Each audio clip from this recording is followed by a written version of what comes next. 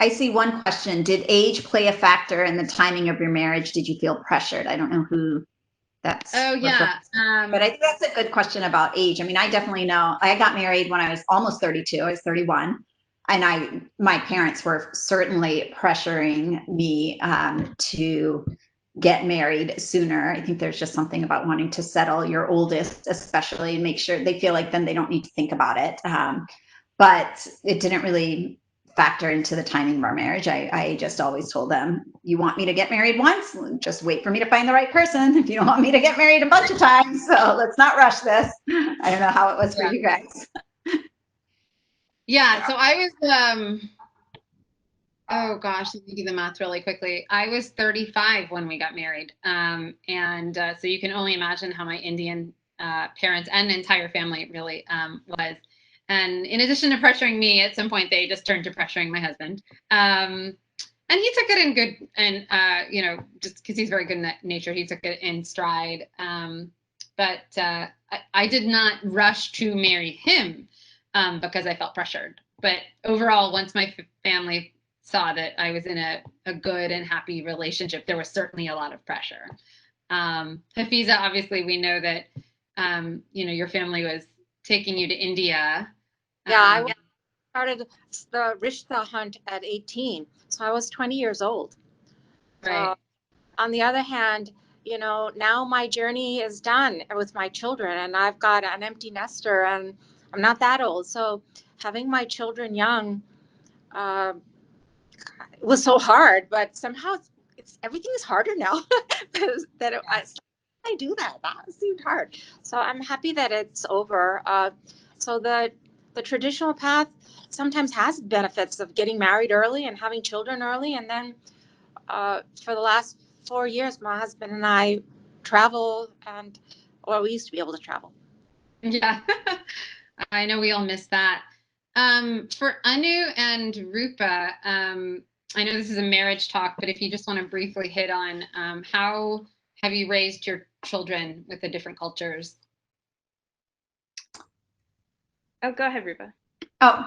So, since especially my husband's family is Chinese, so that's a much more predominant culture here in Hawaii. And there's very few, if you guys have visited, very few Indian people in Hawaii. There's no Indian temple. There's a Hare Krishna temple. There's a Hindu monastery on Kauai, but that's really about it. So in terms of like, I grew up in North Carolina where there was my parents actually helped found the Hindu temple there. So there was a lot of Indian events going on, there'd be Pongal and Diwali and this and that, there's all these things that are happening, Tamil New Year. But here we have to make a really concentrated effort to expose the children to the Indian side because the Chinese side is pervasive, right? The food, even if it's different, Chinese/Hawaiian, but it's still much easier for them to get that aspect. My mother-in-law lives 2 blocks away from us. We go over to her house, she'll cook dinner a lot. So they're getting the food a lot. Since having kids, hardly cook that much Indian food just because it's so much more, I feel like South Indian food is so labor intensive. And then if they don't eat the sambar, I'm like, dude, eat those idlis. I'm like, I slaved away on those. So I've kind of given up on cooking South Indian food. So I really rely on my parents when they come to visit from North Carolina. Then my mom is just cooking the entire month she's here. And they do a lot of FaceTime with my parents. And so my mom will always tell stories, Hindu mythology stories and those kind of things, just to keep up the religion or the culture alive. And we try our best to celebrate. My husband's very supportive, but it is more difficult, I think, being here versus if I was still in New York, Boston, North Carolina, anywhere else really on the mainland, because of the fact that there's not a very large Desi community here at all. It's to the point where when we moved here, people, would be like, do you know the Watamals? They live, they expect you to know every single Indian person, kind of. So right. How was it for you, Anu? So life is just honestly really busy that it's hard to get the time to do all these things that we would want to do. But so it's similar to you, Rupa, where when my parents came. So after I had my 3rd child, my parents actually lived with us for 2 years, which was amazing. And So it was Indian food galore. It was wonderful. So now it's more when they come, we'll definitely have Indian food. We'll go to temple for special occasions, especially when they're here. Um, for church, same thing. When my husband's parents come, or his family comes, we'll go to church with them. So it's more when family comes that we do this. The other thing is the kids there's a local school that's a church school, so they'll get some of that church exposure there. And I think they're great, values that they learn from the Christian, faith too. And so they get, I think, a good exposure of both. We celebrate both holidays, so I think it's kind of great. I think they get exposure to two cultures, and we didn't get that growing up, and so I think it's kind of cool for them. We do have another question that I think I know the answer to. Do any of you live with your in-laws like a Basie family, and how do you deal with it? So I don't, for what I am aware, none of us have, but just in-laws in general, so for me, mine being from a different culture, it's interesting because if anything, we know at least the stereotype, and I think it's somewhat true, that Indian parents, Basie parents, can be slightly overbearing. And are definitely involved in everything. And my in-laws are not like that. They are very hands-off. And if anything, my mother-in-law is always like, I don't want to pry, or I don't want to whatever, versus my mom just calls and says, like, listen, tell me about X. But that's also like how we were raised. My husband finds it really interesting. I call my parents daily. I call my sister daily. And I have to force him to call his parents, not because he's a bad son. He's a wonderful son. It's just not, their lines of communication are different. So when I had my second, my parents came and lived with us for about almost 5 months. And the interesting thing is my husband can deal with my parents far better than I can, because my mother will be like, wow, I didn't like the way you were doing this or that, or you shouldn't use this. We also have lived with my mother-in-law for probably a total of about 1.5 years while we were renovating our house.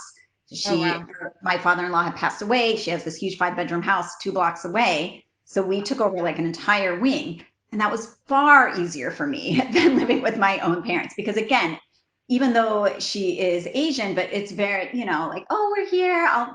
She would just never, and my kids throwing a tantrum, like she would never offer parenting advice. My child's throwing a tantrum with my parents around, lots of advice happening. So I actually find it easier to live with my mother-in-law than I did with my own parents. But, my husband loves my parents, but they also, I think, a little bit have that, you guys know, I know in Hafiza, what's the name, the Mapale, the Tamil word, like the husband. Yeah. Son-in-law is up. Yes. Yeah. No, I still, when I was going 100%. in labor with my second, huge contractions, like getting in the car, I'm like yelling, like, we gotta go in the car. And my dad's like coming, he's watching they were here, so they were watching my oldest son. And my dad says to me, don't yell at your husband, dear. Excuse me. Yeah, so that's the relationship that we got going on. Yeah. I've gotten that piece of advice too. We'll not even be having an argument. I'll just be like, no, you're wrong. And they'll be like, don't say, like, don't, not because they're misogynistic or anything, but they're just like, why are you yelling at him? Yes. Like they just love him so much, right? Yeah. My mom only cooks the foods he likes now. Like his Indian food. He loves Indian food. I will say 2 things about him, just because this is marriage masala, and we're gonna have to let Pollock get on soon. But when I met him, one of the ways that I knew obviously we were gonna be fine. He speaks multiple languages. He's lived all over the world, but also he was like, when are we going to the Indian restaurant? I finally have an Indian girlfriend. I need to go eat Indian food.